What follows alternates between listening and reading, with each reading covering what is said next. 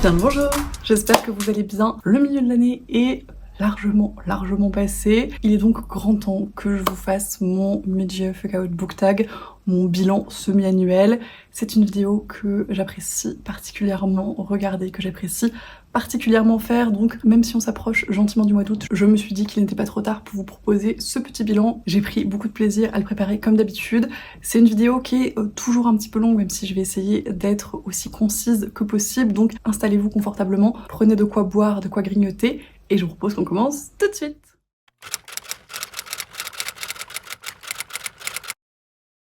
On va commencer par une partie que j'affectionne particulièrement dans chacun de mes bilans. Un tout petit point statistique de ces 6 mois de lecture, même si encore une fois, le milieu de l'année est largement dépassé. Je n'ai pris pour ce tag que les données jusqu'à fin juin inclus, de même que pour les lectures que je vais vous présenter d'ailleurs. Sur les 6 premiers mois de 2024, j'ai donc lu 110 livres, ce qui représente 34 492 pages, ce qui est assez énorme ma foi, ce qui me satisfait plutôt considérant en plus que ces derniers mois, mon rythme de lecture a un petit peu ralenti. Ça a été pas mal compensé par mon rythme de début d'année qui pour le coup était très important. En parallèle, 95 livres ont rejoint mes étagères, ma pile à lire, soit parce que je les ai achetés, soit parce que je les ai reçus en cadeau ou en service presse, et je suis plutôt très contente de ce ratio. Ça reste dans mon objectif de baisser ma pile, ça retentit pas aussi fort dans les chiffres de ma pile à lire à proprement parler. J'ai pas encore baissé ma pile à lire de 15 livres malheureusement, tout simplement parce que j'ai lu un certain nombre de livres qui n'en faisaient pas partie, mais je suis dans la bonne dynamique et c'est très appréciable. Je me suis amusée à comparer ces chiffres à ceux de l'année dernière à la même époque, donc de mon Mid-Year Fuck Out Book Tag de 2023, où j'avais lu 152 livres, ce qui est énorme, et ce d'autant plus que 156 avaient rejoint mes étagères. J'ai donc été beaucoup plus raisonnable dans mes achats cette année que l'année passée, et beaucoup plus raisonnable dans mes lectures également, et je pense que j'ai retrouvé un rythme de lecture qui, ma foi, me convient bien et me permet de faire autre chose à côté, ce qui n'était pas forcément le cas en 2023. De même, ce qui me satisfait plutôt, c'est que sur les 95 livres qui ont rejoint ma pile à lire, j'en ai d'ores et déjà lu 55.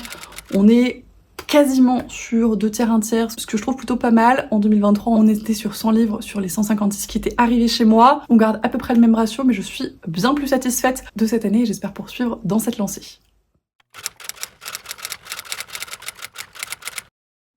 On passe maintenant aux questions officielles du Mid-Year Fuck Out Book Tag, en tout cas officielles de celles que j'ai trouvées parce qu'il y a plein de versions de ce tag évidemment. Là j'ai repris exactement la version que j'avais faite l'an passé, je trouve que c'est le plus sympa pour avoir un comparatif d'année en année. La première question est donc de vous présenter ma dernière lecture, et comme d'habitude je n'ai pas réussi à choisir, je vais donc vous présenter 2 romans et un graphique. J'ai essayé de vous présenter un graphique pour chacune des catégories et de varier les titres que je vais vous présenter au cours de la vidéo. Il y a plein de titres qui auraient pu rentrer dans plusieurs catégories, mais je voulais que cette vidéo soit vraiment un aperçu de mes meilleurs, voire de mes pires pour certaines questions lecture de l'année, donc je préférais vous présenter l'éventail le plus large de celle-ci. Revenons-en à nos moutons et à ces meilleures lectures de ce début d'année 2024. Ça a été plus difficile que prévu de choisir parce que j'en ai fait beaucoup de très bonnes, mais il n'y en avait pas une forcément qui se dégageait du lot. J'ai fini, comme je le disais, par choisir 2 romans, le premier étant De délicieux enfants de Flore Vesco aux éditions de l'École des loisirs, qui m'avait été très gentiment envoyé par la maison d'édition en service presse, qu'on a lu en lecture commune avec Lucie de la chaîne Lucie a lu et qui a été absolument formidable. Je suis extrêmement fan du travail de l'autrice, ça fait quelques années que je la suis dans ses réécritures de contes et que je trouve qu'à chaque fois elle fait un travail absolument formidable, et ce livre-ci n'a pas démérité. On est sur une réécriture du Petit Pousset qui est intelligente, qui est intéressante, qui est drôle, qui peut faire peur, qui traite de sujets hyper importants de sexualité, de sensualité, de rapport au corps, de rapport à la société, vraiment de plein de thématiques hyper importantes.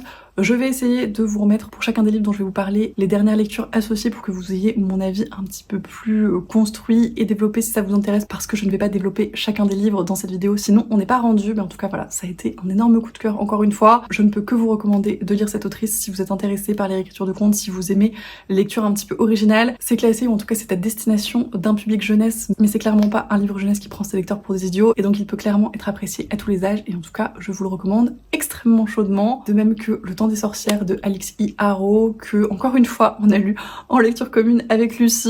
c'est assez logique que ça fasse partie de mes meilleures lectures parce que je pense que la lecture commune ne peut qu'exacerber les excellentes lectures, en tout cas ça a été le cas pour ces deux-ci. J'aime beaucoup, encore une fois, la plume de Alix E. Harrow, c'est parti pris. Là on était sur quelque chose d'éminemment féministe avec ces trois sœurs sorcières qui essayent de se défendre contre une société dans laquelle elles sont pas forcément les bienvenues. C'était intelligent, c'était bien écrit, c'était hyper vivant, hyper dynamique, avec un univers passionnant à découvrir, encore une fois. Un très très beau coup de cœur. Et pour le graphique, du coup, ça a été encore plus difficile que pour le roman parce que j'ai lu beaucoup de suites de saga que j'ai beaucoup aimé, mais c'était pas forcément celle que je voulais vous présenter en meilleure lecture. Et finalement, c'est Lightfall, le premier tome de Tim Probert, qui s'est dégagé, qui a été vraiment une très belle découverte, qui m'avait été très gentiment offert par Cecilia de la chaîne Jurassic Jones, que j'ai trouvé très beau dans les dessins, dans la mise en couleur, dans l'ambiance, dans ce côté très doudou, très réconfortant, et malgré tout qui abordait des thématiques pas forcément faciles et néanmoins hyper intéressantes comme l'anxiété, les attaques de panique, etc. Dans un univers foisonnant et avec une quête qu'il me tarde de poursuivre, je vais tâcher de continuer la série cette année.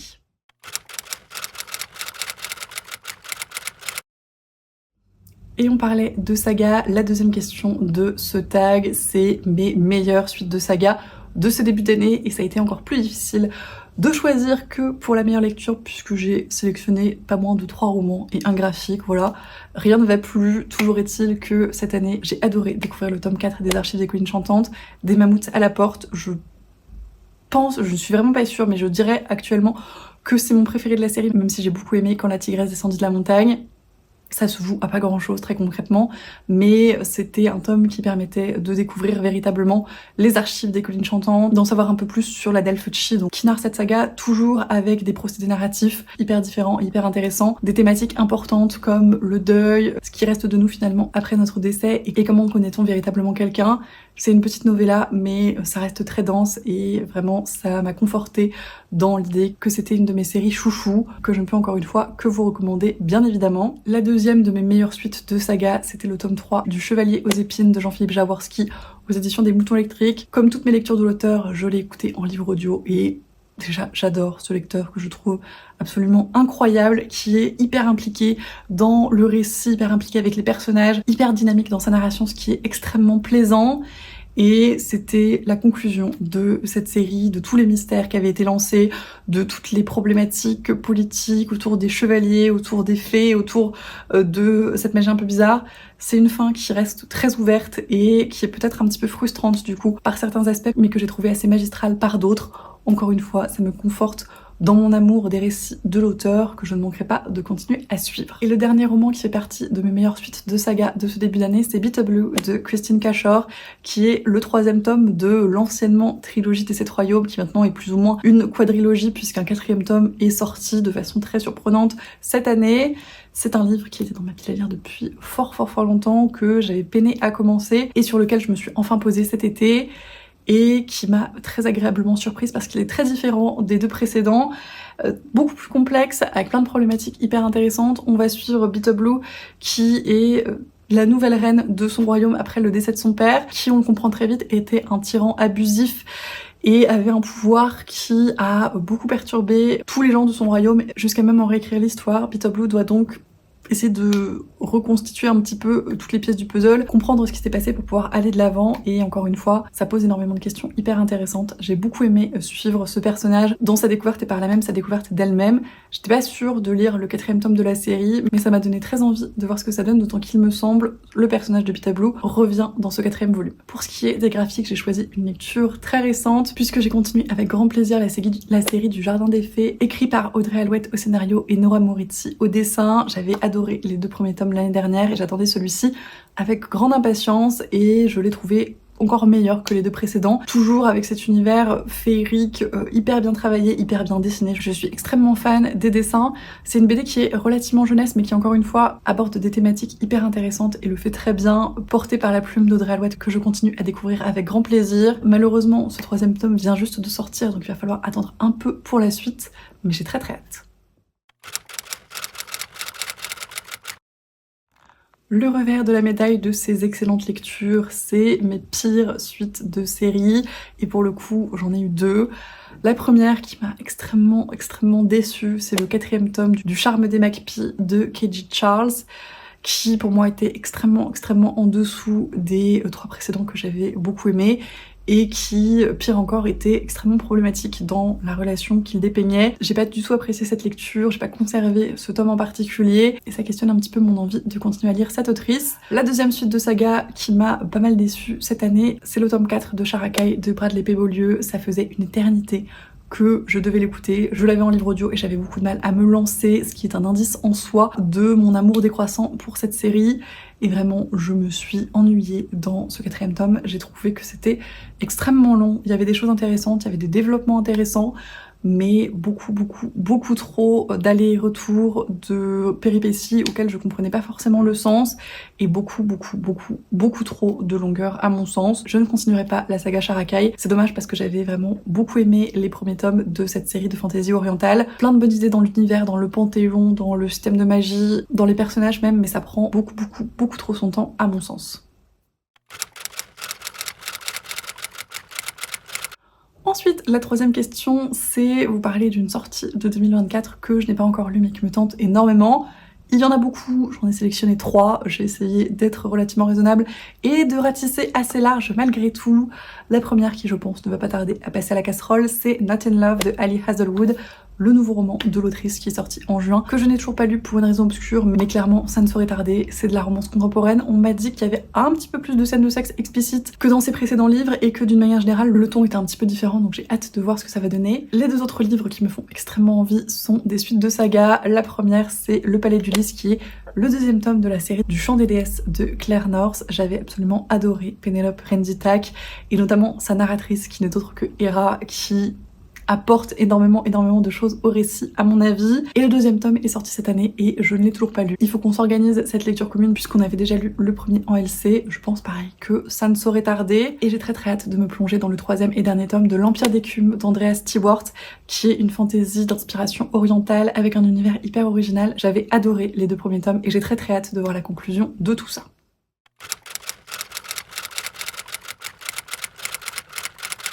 Pour la 4e question, une sortie que j'attends avec impatience. Pour le coup, ça a été assez évident, honnêtement. Je n'en ai sélectionné qu'une et vraiment celle-ci, je l'attends comme le messie. C'est la nouvelle parution de Guillaume Chamanadjian, l'auteur de Capitale du Sud dans la double trilogie de la Tour de Garde. J'ai absolument adoré cette double trilogie, j'ai adoré Capitale du Sud et le style d'écriture de l'auteur alors que c'était sa première trilogie, le premier tome de Capitale du Sud et son premier roman qui est assez incroyable. Son nouveau livre s'appelle Une valse pour les grotesques, c'est à paraître en octobre si je ne dis pas de bêtises et je suis absolument ravie puisque normalement la maison d'édition des Forges Vulcain doit me le faire parvenir en service presse, potentiellement peut-être un tout petit peu avant la sortie, que je puisse le lire un petit peu en avance et vous en reparler et je l'espère vous donner très envie avec moi. J'ai extrêmement hâte.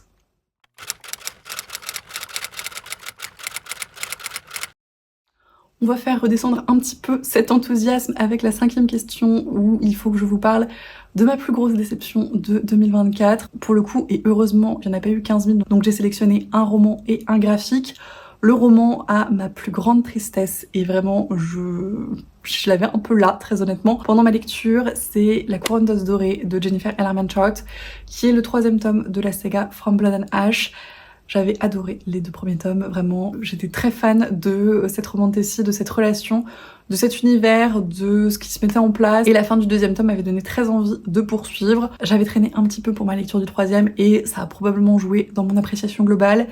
Mais j'ai trouvé le début de ce 3e tome extrêmement brouillon, extrêmement mal fait et extrêmement mal traduit puisque je l'ai lu en français chez De Sexus et vraiment il y avait des tournures de phrases et des constructions qui étaient typiquement anglaises comme s'ils avaient juste passé le texte à Google Traduction, ce qui est assez insupportable, surtout quand il faut se taper ça sur 800 pages. Je n'ai pas réussi à aller au bout de ce récit, à ma plus grande frustration, j'ai abandonné cette série et voilà, c'est une énorme déception parce que j'en attendais beaucoup. J'avais de très bons et de très forts souvenirs des 2 premiers tomes et ça m'a tellement dégoûtée que j'ai retiré l'intégralité de la série de mes étagères. Vous allez me dire ça fait de la place étant donné la taille de chaque tome, mais j'aurais largement préféré apprécier ma lecture. La déception en graphique, c'est le premier tome de Colossal de Diane Truc et Rutil. Je pense que j'avais pas les bonnes attentes pour ce livre, tout simplement, raison pour laquelle j'ai été déçue. Je m'attendais à quelque chose de léger, d'assez mignon et peut-être assez engagée et je n'ai pas du tout accroché à l'humour que j'ai trouvé un peu limite même parfois, et il y a effectivement quelques parties pris engagées et des questionnements qui peuvent être intéressants, mais j'ai pas du tout adhéré à ce premier tome. Je vais tâcher de continuer un tout petit peu le webtoon directement sur l'application pour voir si ça s'améliore ou si juste cette histoire n'est pas faite pour moi, tout simplement.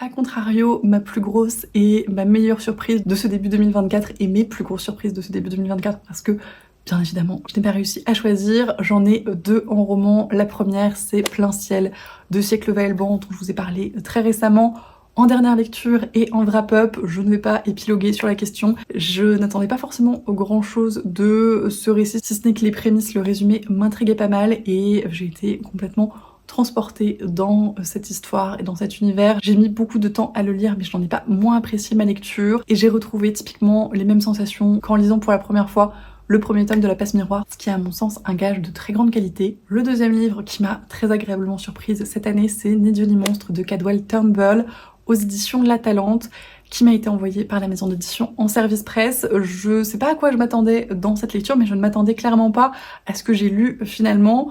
On l'a lu en lecture commune avec Lucie encore une fois, et c'est un récit qui est très déroutant à plein de niveaux, par la narration, par l'écriture, par l'univers, par les personnages. On va avoir un aspect fantastique avec des métamorphes, on va avoir des questionnements politiques et égalitaires et de justice sociale, et une narration qui paraît très décousue mais qui petit à petit s'imbrique finalement de façon très logique. C'est un livre dont il est très difficile de parler et qu'il est très difficile de comprendre avant de l'avoir terminé, mais c'était vraiment une expérience de lecture absolument passionnante et je lirai la suite avec grand plaisir, qui est à paraître d'ailleurs pour cet automne, il me semble. Et mon excellente surprise en graphique de ce début d'année, c'était Rebis de Irene Marchettini et Carlotta Di Cataldo. C'est un roman graphique que je voyais beaucoup passer en librairie avec assez systématiquement des coups de cœur de libraires à la clé, donc j'ai fini par craquer sans trop en savoir finalement parce que je ne l'avais absolument jamais vu passer sur les réseaux. Et j'ai été très agréablement surprise encore une fois. J'ai adoré le style graphique que je trouve absolument magnifique. J'ai beaucoup aimé l'univers qui est étrangement un petit peu cosy tout de même. On est dans une forme de fantaisie médiévale et un jeune garçon va aller habiter chez une sorcière et on va parler d'exclusion, on va parler d'appartenance, on va parler de discrimination, on va parler d'identité de genre. C'était vraiment un très beau graphique, un très beau moment de lecture et je ne regrette pas du tout de m'être laissée tenter.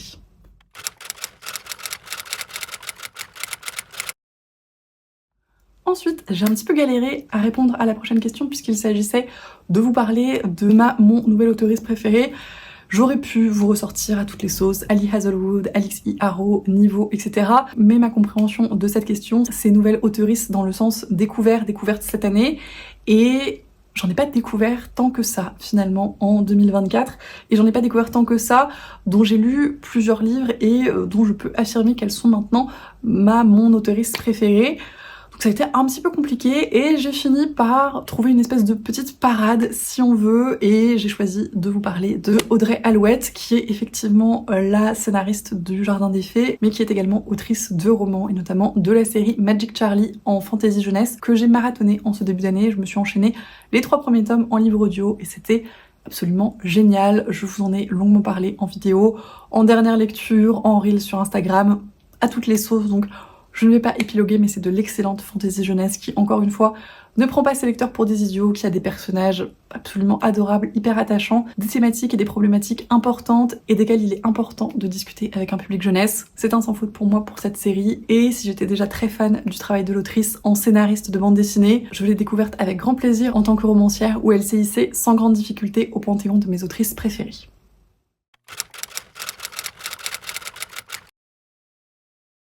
En ce qui concerne mes personnages préférés, il y a 2 personnages féminins qui m'ont particulièrement marqué dans mes lectures en ce début d'année.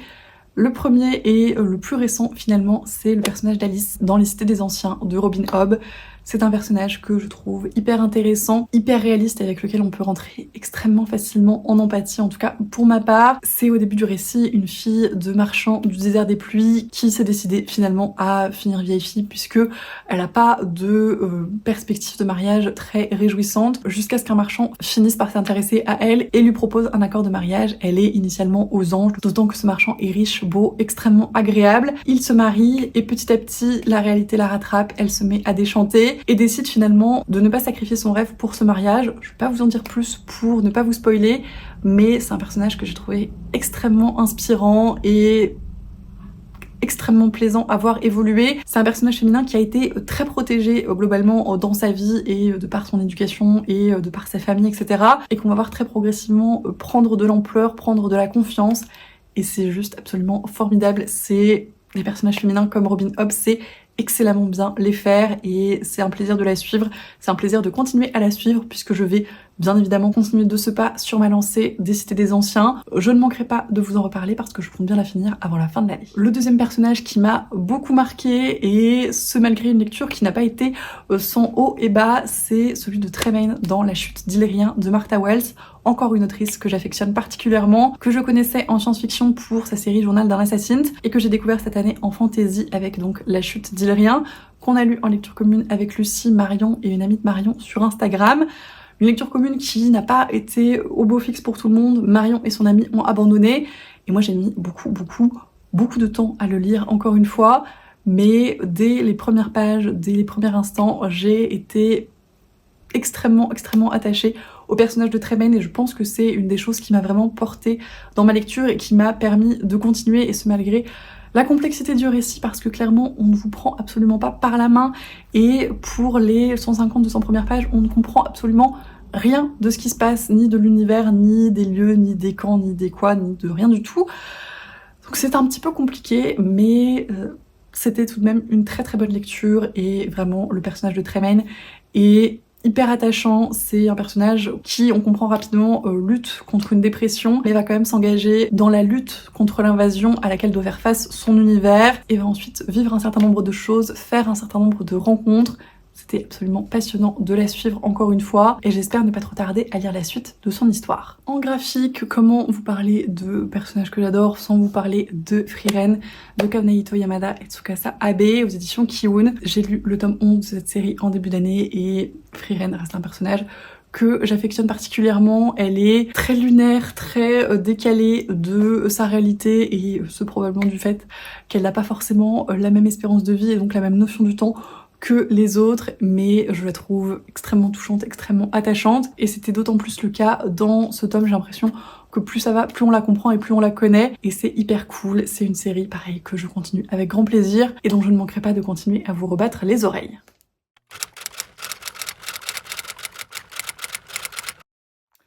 Ensuite, il faut que je vous parle de livres qui m'ont fait pleurer, et c'est pareil, ça n'a pas été forcément hyper facile de choisir, pourtant j'ai l'impression d'avoir pas mal pleuré dans mes lectures cette année, mais il n'y avait pas de livre qui ressortait très clairement, si ce n'est quand même ces deux romans. Le premier étant Les Graciers de Kieran Millwood Hargrave, qui m'a très gentiment été confié par Camelot Magicadou dans le cadre de sa chaîne du livre où on le transmet à d'autres lectrices. Je l'ai reçu alors qu'il avait déjà été lu 3 fois et j'ai pu découvrir à la fin de ma lecture les commentaires des autres lectrices qui étaient hyper chouettes. C'est un livre qui est assez touchant globalement puisqu'on va parler de chasse aux sorcières, un sujet qui n'est pas forcément des plus faciles et qui a, je trouve, été très bien mené, très bien raconté par l'autrice, avec un rythme qui est un petit peu déroutant parce qu'assez lent initialement, mais qui permet du coup de très bien installer le contexte, de très bien installer les personnages et de faire qu'on ne s'y attache que davantage, ce qui rend effectivement les larmes très prévisibles quand arrive la fin et la conclusion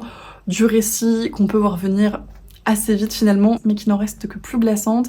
Si vous êtes intéressé par la chasse aux sorcières, par l'inquisition, par l'aspect plus historique de la sorcellerie, je ne peux que vous recommander cette lecture qui à mon sens fait partie des lectures importantes. De même qu'un autre livre un petit peu dans le même genre finalement des lectures importantes et difficiles, L'homme qui mit fin à l'histoire de Ken Liu aux éditions Le Béliat dans la collection Une heure lumière.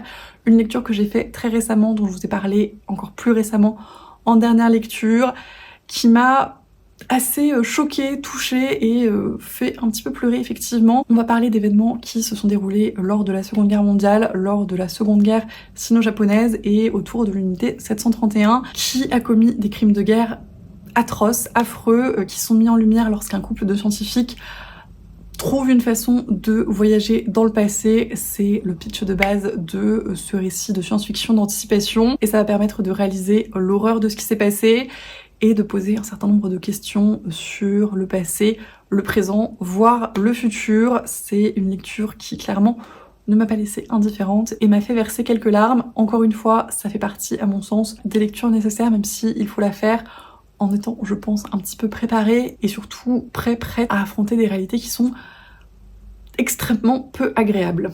Et cette question était encore plus difficile pour les graphiques parce que ça m'arrive un petit peu de pleurer pour les graphiques, mais c'est pas extrêmement fréquent et encore une fois, je m'en souviens pas forcément, mais pour celui-ci, je pense quand même que j'ai dû verser quelques larmes. Il s'agit de Tirésias, la bande dessinée de Serge Le Tendre et Christian Rossi, qui est donc leur réinterprétation du mythe de Tirésias, que je connaissais relativement mal. En gros, il s'agit de cet homme qui a offensé Athéna, qui l'a transformé en femme, pour qu'il se rende compte d'un certain nombre de choses, parce que globalement, au début du récit, c'est un petit peu un connard, on va pas se mentir, mais qui finit par se construire une vie en tant que femme, vie qui ne va pas être forcément un long fleuve tranquille quand les dieux vont de nouveau s'en mêler. Encore une fois, je pense que c'est le personnage principal qui m'a énormément touchée puisque au départ c'était un gros connard et progressivement on le voit changer, on le voit évoluer et on s'attache malgré tout à lui et c'est de la mythologie grecque, c'est presque de la tragédie à ce niveau-là et on sait que ça va mal finir et c'est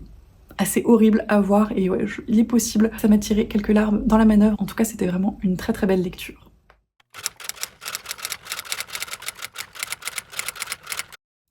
Dans un registre beaucoup plus joyeux cette fois, un livre qui m'a rendue heureuse.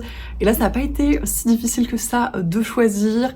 Le premier, je vous l'ai dit, je crois, quand je l'ai présenté en dernière lecture, c'est Bride de Ali Hazelwood, qui est le premier essai, et j'espère pas le dernier, de l'autrice en matière de romance paranormale, en matière de public, puisqu'il va être question d'une romance entre une vampire et un loup-garou.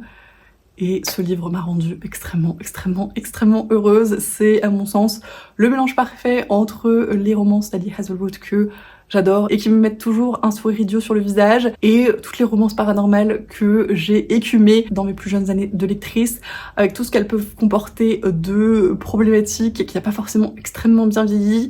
Là c'était le combo parfait, c'était une romance très mignonne, très positive, pas problématique, dans un univers qui donne envie d'en savoir plus. La fin laisse présager que peut-être il y aura un tome compagnon, je l'espère de tout mon cœur et si c'est le cas, évidemment, je vous en reparlerai. Le deuxième livre qui m'a rendue très heureuse cette année, c'est le deuxième tome de Crescent City de Sarah J. Maas. J'avais beaucoup aimé le premier tome qui restait tout de même très introductif, mais je trouvais l'univers et les personnages très intrigants et ça laissait présager, en tout cas pour la fin du premier tome, des développements que j'avais hâte de voir et ça a été le cas dans ce deuxième tome, ce qui m'a complètement satisfaite et donc rendue extrêmement heureuse. J'ai très hâte de voir ce que ça va donner dans le troisième tome, je l'ai d'ores et déjà dans ma pile à lire. Je pense que je ne vais pas trop tarder à le lire parce que vraiment j'ai très envie de voir ce que ça va donner et j'espère qu'il me rendra aussi heureuse que ce tome 2. Le graphique qui m'a probablement rendue la plus heureuse cette année, c'est le tome 7 de Magus of the Library de Mitsu Izumi. C'est une série de mangas que j'adore, des personnages que j'adore, un univers que je trouve hyper intéressant, hyper foisonnant. C'est le 7e tome, c'est toujours des beaux petits pavés en manga et ça ne s'essouffle pas du tout. J'ai adoré le ton de ce 7e tome. J'ai très hâte de continuer à suivre cette série quand la suite paraîtra. Pareil, je vous en reparlerai à ce moment-là.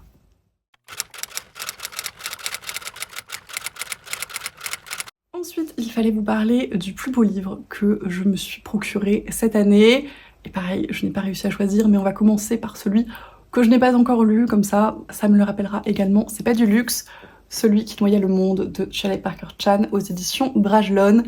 Je suis très fan des couleurs de cette couverture, de ce jaspage qui, je trouve, se fond très bien et du hardback qui est, ma foi, simple, efficace et très joli. En plus, on a le jaspage qui se fond avec la page de garde, ce que j'apprécie beaucoup. Bref, c'est le deuxième tome de Celle qui devient le soleil, un récit historique avec une toute petite pointe de fantastique que j'avais absolument adoré, même si ça commence à faire un certain temps que je ne l'ai lu et il faudrait que je me penche sur ce tome 2 assez vite finalement. Pareil, je crois qu'il faut qu'on se le lise en lecture commune avec Lucie, donc il serait temps qu'on se le planifie tant que le premier est relativement encore un petit peu frais dans mon esprit. Le deuxième roman que je vais vous présenter n'est pas vraiment un roman, mais plutôt un coffret et une maison d'édition qui fait des objets livres et autour des livres absolument somptueux.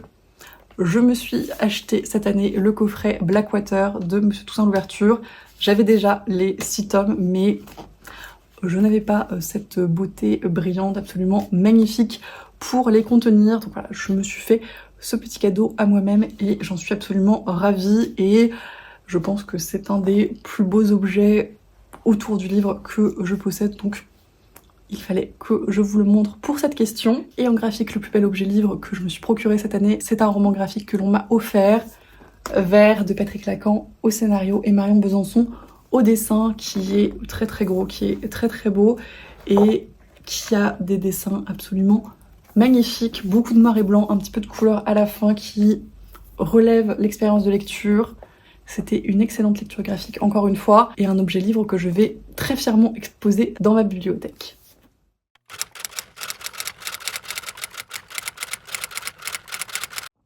Ensuite, alors il ne me semble pas que ça fasse partie du tag de base, mais je l'avais fait l'an passé et je trouvais logique de le faire cette année aussi.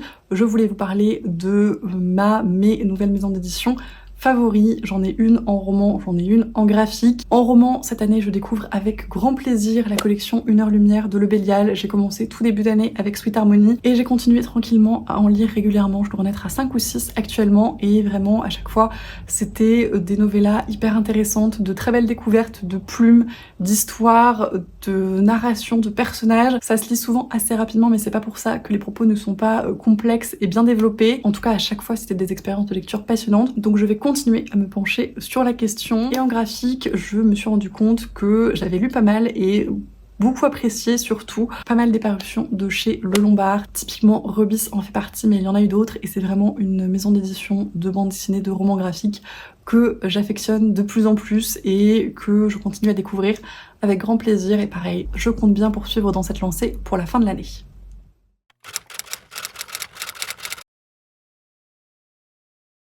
Et puisqu'on parle de la fin de l'année, c'est l'heure de faire des petits plans sur la comète, n'est-ce pas? La lecture que j'aimerais faire avant la fin de l'année et qui est un petit peu en priorité, ce serait de finir enfin Le Fou et l'Assassin de Robin Hobb. Je suis repartie dans ma lancée avec l'autrice grâce aux Cités des Anciens et j'ai vraiment très envie de poursuivre dans cet élan. Il me reste un tome du Fou et l'Assassin, c'est vraiment pas grand chose. Je pense finir les Cités des Anciens avant parce que théoriquement, chronologiquement, ça se passe avant, donc voilà, ça me permettrait de recaler un petit peu les wagons pour continuer ensuite et terminer du coup enfin Le Fou et l'Assassin que j'ai laissé en pause l'année dernière et qui me tarde de reprendre. Là ça y est, ça commence à me titiller, donc voilà, j'ai bon espoir que je puisse continuer dans cette lancée et que je vous en reparle avant la fin de l'année. Dans le même registre à peu près, ma lecture en cours actuelle en roman dont je ne désespère pas de finir à bout, c'est Un jour de nuit tombée de Samantha Shannon, que j'ai en cours depuis l'année dernière où je l'avais commencé en lecture commune avec Lucie et Marion. Elles l'ont toutes les deux fini, je l'ai mis en pause, je l'ai recommencé là en lecture commune avec Émilie. Je ne suis toujours pas beaucoup plus avancée, mais je continue bravement et j'espère bien la terminer cet été. Et ma prochaine lecture ne vous surprendra pas, je vous en ai parlé plein de fois dans cette vidéo. Je pense que je ne vais pas tarder à me jeter sur Not in Love de Ali Hazelwood. Ça fait quasiment 2 mois qu'il pourrait être dans ma pile à lire et je ne sais pas pourquoi je ne l'ai pas encore sorti, donc voilà, ça y est, son heure arrive, son heure est proche. Je ne vais pas patienter beaucoup plus longtemps pour le découvrir. Et voilà, c'en est tout pour cette petite vidéo, ce Mid-Year Fuck Out Book Tag, ce bilan semi-annuel. Comme d'habitude, j'espère que ça vous a plu. N'hésitez pas à me dire ce que vous en avez pensé. N'hésitez pas, si vous avez lu certains des livres que j'ai présentés, si d'autres vous tentent, à me faire vos retours dessus. J'en suis toujours très curieuse. N'hésitez pas également à répondre à certaines ou à toutes les questions en commentaire. Je serais ravie de vous lire et d'avoir vos bilans semi-annuels également. Je vous remercie comme toujours pour tous vos commentaires, tous vos messages, tout votre soutien de manière générale. C'est toujours un plaisir d'échanger avec vous. Je vous souhaite bien évidemment d'excellentes lectures et je vous dis à la prochaine!